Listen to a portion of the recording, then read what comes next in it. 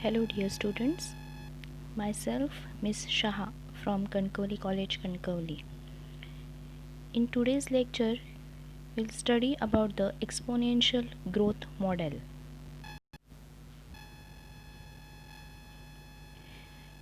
In the previous lecture, you have studied about population growth. Now, population growth, you know that it is affected by natality, mortality, immigration, and emigration.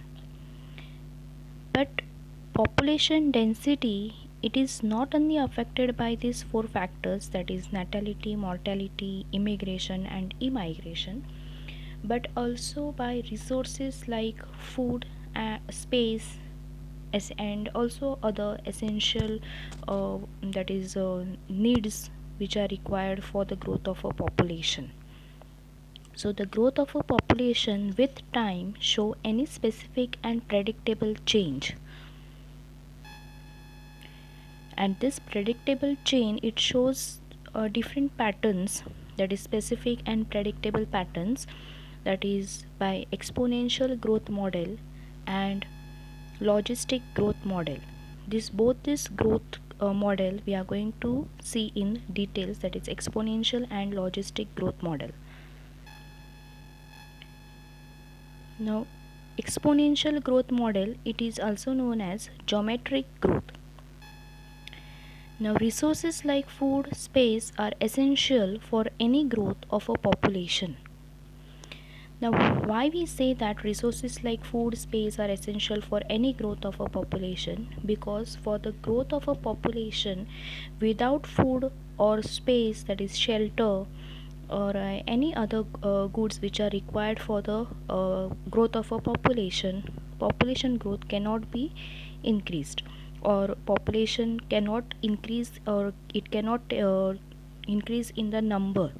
So there is a huge requirement of food and shelter or space for the growth of a population. So these are the important resources which are required for the growth of a population. Ideally, when resources in the habitat are unlimited, each species has the ability to fully realize its innate potential to grow in numbers. Means what? That when resources are unlimited, that means for example food, shelter, it is unlimited for a population. For example, now if there are 500 people and there is a surrounding which can give the resource, that is of food and shelter for that is 1,000 people, then 500 people can easily live in that surrounding by occupying that food and shelter, right? So when resources in the habitat are unlimited means what? 500 people, they want the food and shelter, but there is a space, there is a surrounding which can give the food and resources for 1,000 people. So for 500 people it is unlimited resource, and it has the ability to fully realize its innate potential to grow in numbers. When the population get the resources unlimited, that is beyond the reach, then that population can reproduce, they can fully reproduce, that is fully initiate innate potential to grow in numbers. That means the number of the population can increase easily without any difficulties. So that is the unlimited, when the resources in the habitat are unlimited, each species has the ability to fully realize its innate potential to grow in numbers. They have the capacity to reproduce in numbers. Every species is capable of growing exponentially under unlimited resource conditions and reach enormous population densities in a short time. That means when they get the resources unlimited, when the population gets the resources unlimited, the population can reach enormous, that is the population density in a short time. That means the number will increase more higherly in a short time period of short time. So Darwin is a scientist. Darwin also showed that how even a slow growing animal like elephant reach enormous numbers. That means elephant is a huge animal and its growth takes place very slowly, but elephant can also reach enormous numbers when it is provided with food and space or food and shelter. And when that food and shelter is unlimited, elephants also can increase their number in population. So that was the conclusion of the Darwin. Now exponential growth curve. Now you can see here exponential growth curve. Now this graph is shown here. The time is taken, that is population size is taken and the time period is taken. Time is plotted against the population size, that is the population density. And you can see here the graph you get here, that is you can see here it is having a J shaped graph. You get here J shaped graph here. The dotted lines which is shown, it is the carrying capacity. Carrying capacity means that is, for example, as I have told you earlier, that if 500 people are in a population and if the surrounding can give the resources for 1,000 people, then that is the carrying capacity of the nature. That is the nature's carrying capacity. Carrying capacity, it is denoted by K, that is capital K. Carrying capacity means the surrounding which can supply the resources like food and shelter for the people, for the population. That is the carrying capacity. So that carrying capacity, it is denoted by capital K. Now this you get here J shaped graph in the exponential growth model. When the time is taken, it is plotted against the population size, or we can say population density. Time is it is denoted by T, small t, and population size or population density, it is denoted by capital N. Now if when we take the equation for the exponential growth model, that is for J shaped graph, we first we have to consider that B, that is the birth rate per capita, that is B means that is the natality, it is denoted as it is the birth rate per capita, it is denoted by small b. Then next is the D, small d, that is death rate per capita, that means the mortality, that is the death rate per capita. Then B minus D. Now what is B minus D?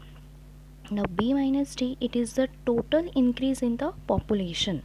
Now total increase in the population, we are going to calculate it by B minus D, that means the birth rate minus death rate. So that is the B minus D, it is the total increase in the population. The next is the dn by dt equal to, in bracket, B minus D into N, that is capital N. Now dn is what? Dn by dt is what? It is the change in population density with time. dn, that is dn, n means that is the population density and t is the time. So dn by dt, it is the change in population density with time. Then B minus D into N, that is dn by dt equal to B minus D into N. B minus D, that is the change in population density with total increase in the population, and N is the population density. Then B minus D can be written as R, small r. So upper that is the equation, that is dn by dt equal to B minus D into N. Then if B minus D can be written as R, then the equation becomes dn by dt equal to Rn. So R will be the intrinsic rate of population growth.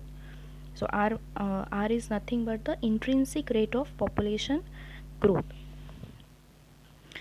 Then if you compare population density at time t, that is it is written as nt, and population equal to population density at initial level, that is n0. Initial level means the first, when there is the no growth, so that is the n0, that is the initial level. So the equation will be nt equal to n0 e. e E means what? E is the base logarithm of RT. So e to the base RT. RT means what? R is the intrinsic rate of population growth and T is the time. So when you plot this equation on graph, you get J-shaped graph, that is nt equal to n0 e to the power RT. nt means what? That is the population density at time t. n0 is what? Population density at initial level, that is n0. E means what? That is, it is the base logarithm of RT, and RT means what? R is the intrinsic rate of population density or population growth, and T is the time. So the equation for exponential growth model is nt is equal to n0 e to the power RT. So when this equation is plotted on the graph, you will get J-shaped graph, that is when time is plotted against the population density or population size. But when you see your dotted lines, it is shown in the graph as k. K is the carrying capacity. When population density, when it exceeds the carrying capacity, the population growth is uncontrollable. But when it exceeds the carrying capacity, now there will be the competition between the individuals for the resources, because carrying capacity is the limitation for that population.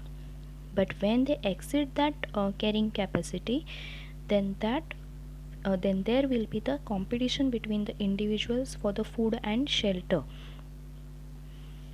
So this is how the exponential growth model is plotted against time, that is the time is plotted against the population density, and you will get the J-shaped graph. Thank you.